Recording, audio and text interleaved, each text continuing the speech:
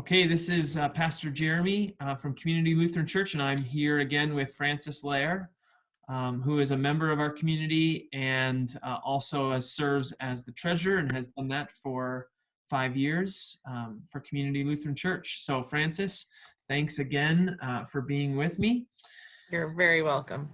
Our first question for this session is, who are the people who modeled generosity in our congregation?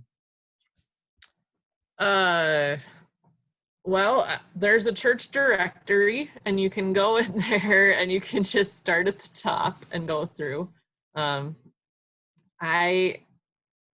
are so many different types of generosity that I have seen, that every single person in the congregation goes over and over, above and beyond kind of expectations. So I am the treasurer, and I can attest to the outpouring of generosity that we see when we start talking about finances.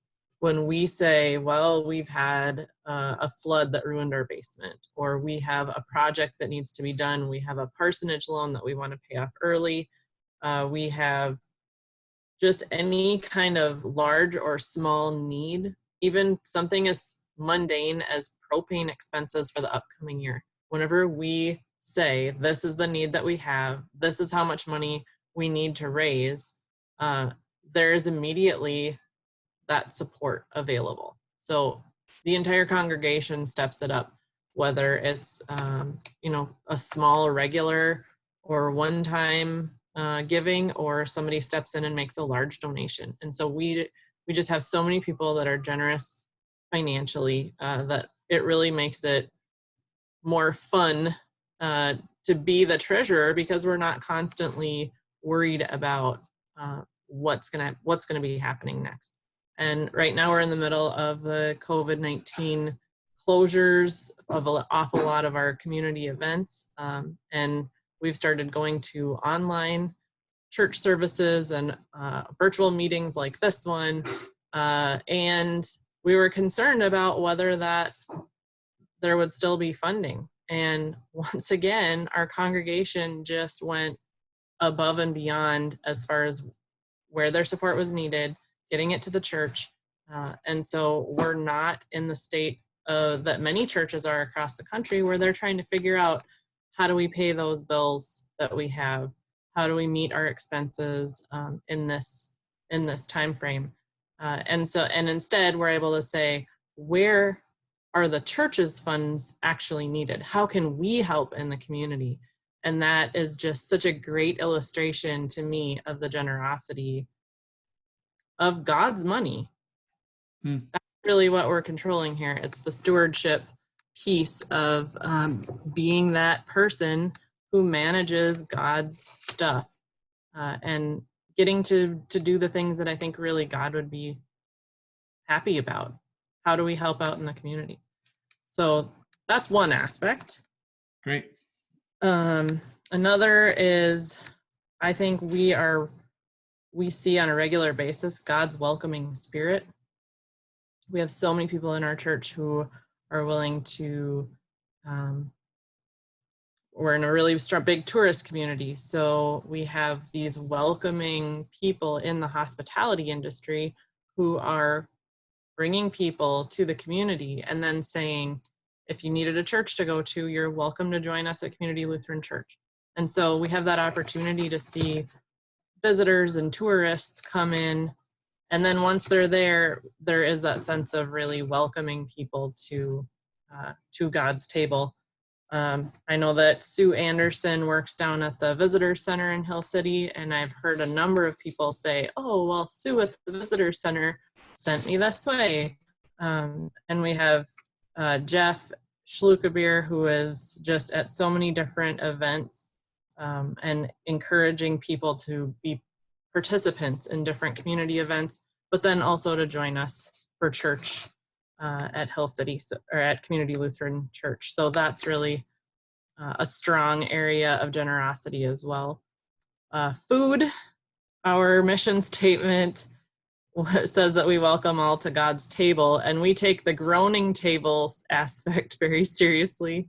There are so many amazing cooks who contribute. I mean, I just really quickly just said like Sheila, Melissa, Mars, Gail, Jan, Jeff, Lauralee, Jason, Erica, and just all of these people who provide weekly refreshments after a Sunday service, and then so many meals shared through the Lenten and Advent seasons, as well as just summer meals and we haven't seen each other for a while meals, and pancake feeds. There are just so many people who are really, really serious about making sure that people are fed and fed well. So that's a lot of generosity in that direction. Pardon? Thanks be to God. Thanks be to God. There is a lot of food. And then I would say communication and guidance. There's a lot of generosity there. Current and past council members, all of those people who wonder, who ask questions, who bring up kind of the harder questions or the easier questions. And there's just so many people who care about the church and care about the people of the church.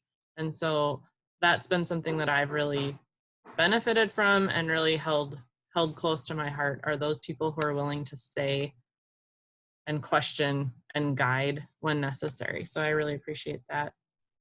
And then community. I go to Community Lutheran Church, but I live over 30 miles away.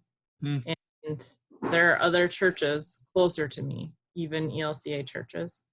But when I go to community events in Hill City, I am amazed, I guess no longer surprised, but initially amazed at how many CLC members are there.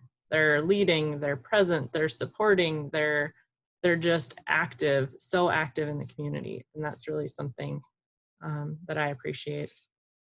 And then the last one, something that I've struggled with a lot lately, is my kids carrying on during church service, whether it's walking onto the altar and banging some toy on there, or having a fit, or rolling around on the floor, or clomping boots up and down the aisles, or yelling during prayers. And over again, I hear the grace from all of the members at Community Lutheran Church that they're just happy to have us there. They're happy to see the kids, and that it's okay, that they want them there. And that grace to me is particularly meaningful at this kind of phase of our life. Yeah, it's a great model of generosity. It is. To young parents with young children, for them to hear the welcome of their kids, no matter how loud they are. That's a good model of generosity. So thank you for that. You're welcome. Just in the last few minutes, how does our congregation teach others to be generous? Well, we're working from the ground up. There's a lot of generosity going on about how are we teaching those younger kids? How are we affecting those younger kids? What is it? And do we provide envelopes so that they can put something in the plate on Sunday? Do we just show them a budget? Do we show them, financial generosity? Do they just watch all of those things that we just listed that aren't related to money, and see what a generous spirit looks like? That welcoming, sharing what you have, bringing people into the circle, those kinds of activities. I think all of that plays into what's being taught at Community Lutheran Church. I got involved with the Dave Ramsey program, financial, biblical, scriptural education, several years ago. And so ever since I've been a part of Community Lutheran Church and teaching the FPU, Financial Peace University, and that has an incredible segment about giving, about understanding what stewardship is, and about getting to the point where you can be fully generous, to where you can write those checks with extra zeros at the end, or where you have the time where you can just say, oh, well, we're gonna go help these people build a house, or we're gonna go do some missionary work. We have the time and the money to make those things a reality, whatever someone's dream is. And so the big part about that I've found is uh, it requires a language. So I like the Financial Peace University class because it provides a common language for understanding finances.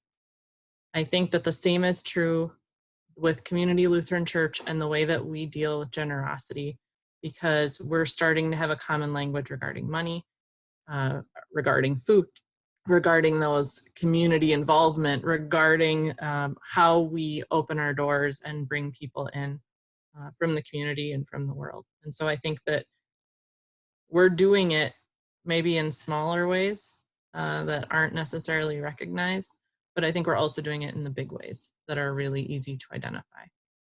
And that to me is the most important thing. How do we recognize God's generosity to us, which I think is, once that's clear, once we have that viewpoint, our generosity can come very easily because we're just mimicking what he can do for us.